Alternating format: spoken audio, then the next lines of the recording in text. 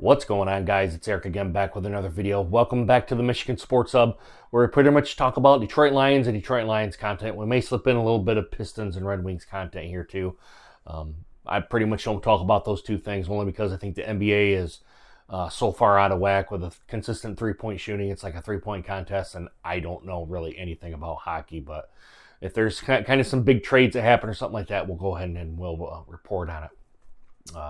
Pretty much what I wanted to talk about was the Alex Bregman sweepstakes. He went to Boston, I believe, for $40 million. I don't know the terms of the contract or anything like that. I want to say I heard 4 years, but I'm not 100% sure on that. I would have to go ahead and look it up here on the interwebs, which I'm just basically relying off memory right now. And it is, 6:55, so almost 7 p.m. at night here. I just kind of want to give my real quick thoughts on it about the Alex Bregman trade. For that amount of money, I'm glad that Chris Ilitch, Scott Harris, and I don't know who the president is. I would have to look that up too. I'm glad they didn't collaborate and kind of give Alex Bregman kind of some more money to try to lure him over to Detroit. Now, we all know Comerica Park is a hitter's park. It's not a home run park by any stretch of the imagination. I don't know why that is. The ball doesn't seem to want to carry in that ballpark, but it is a hitter's park. It's pretty wide.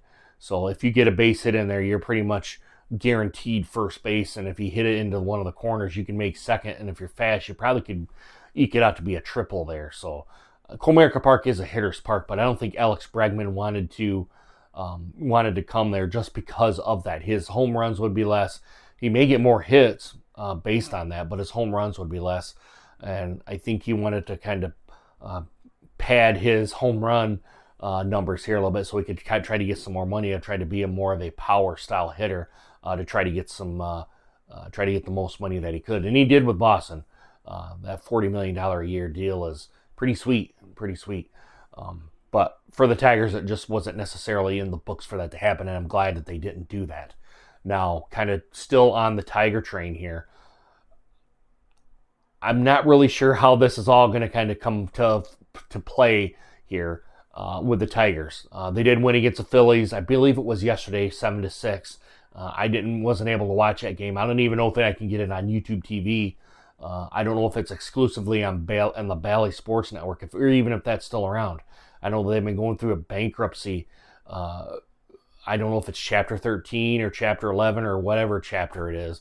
But I don't know if Bally Sports is even still on. I know they're not on YouTube TV, which that's the provider I go through. But I don't necessarily get to watch. Sorry about that. I don't necessarily get to watch a whole lot of Tigers content on here. I may get maybe 5 or 10 games out of the year, and that's if they're on FS1.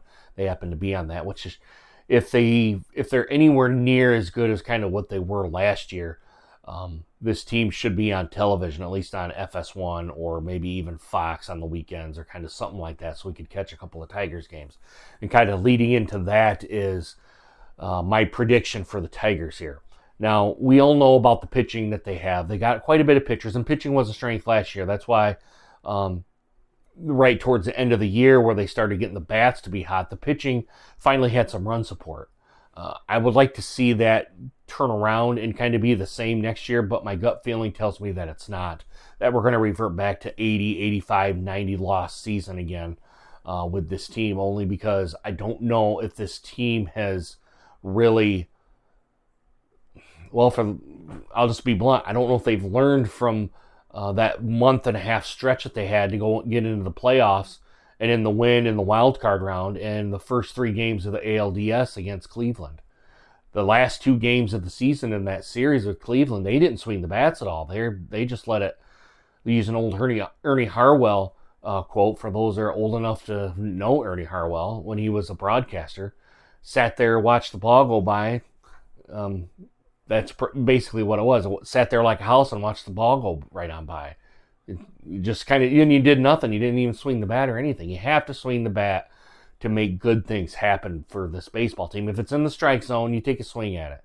And if we can't make contact with the ball, that's fine. But just don't sit there and watch it go by and you're thinking, well, I was thinking it was going to be this pitch. when it was a fastball, which most of them were. Most of them were fastballs. That they just, I don't know why they didn't swing at it. They just didn't swing at it. So hopefully they learn from that process to actually swing the bat and give run support to their pitching. Because if they give run support to their pitching, they're going to be a decent team. They might even be competing for the playoffs again this year, getting a wild card spot if they do that. If they don't do that, they haven't learned their lesson. They have not learned their lesson. So hopefully Torkelson and that team will be able to swing the bat and make it go for the Tigers. I'm still really not all that impressed with the upper management for the Tigers. They really haven't really made any moves. They tried to make a move for Bregman. That didn't work out. But other than that, did they really make any moves? I don't necessarily see that. And for me, being a Tigers fan, I'm a bigger Tigers fan than I am a Lions fan. I've said that over and over and over again. Even back when I did the Erica Lions fan stuff, I said this very much the same thing. If the Tigers aren't willing to invest in hitting, then they just might as well just have the lowest payroll in the league then at that point, and just kind of skirt on by and still get your first round pick or number 1 pick. Back when Alex, who was the previous GM? The previous GM's kind of thing was we kind of trade off our pieces that are good, hopefully get other pieces in here, and they don't work out. Well, you're right back at the very top again, getting that number 1 pick again. I can't remember his name. I'm trying to think of it off the top of my head. I can't think of it, but the Tigers, if they're not willing to invest in hitting, they need to do that then, is try to anybody with value to bring a hitter in, and that really hasn't been the Tigers' MO. That hasn't worked out in their favor at all. So, but we're going to have to wait and see how spring training does. There was only 1 game today. My ESPN update never came off to say they had another game. 7-6 was the score there against the, excuse me, I'm kind of getting tired here, against the Philadelphia Phillies. Their pitchers and catchers reported. I'm going to have to do a better job on my Tigers content here, guys. But we'll get into that here just a little bit. It's been a minute since I've actually done another video on here. I was going to look it up here the last time, but it's not a big deal. But anyway, that's all I got to say about that. Anyway, guys, if you like this video, give it a thumbs up. If you don't like this video, give it a thumbs down. If you don't like the video, I hope you guys would tell me why you don't like it.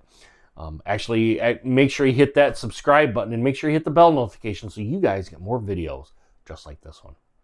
All right, guys, I really hope you guys enjoy this video. Hope to see you guys again soon. Deuces. Take care, guys.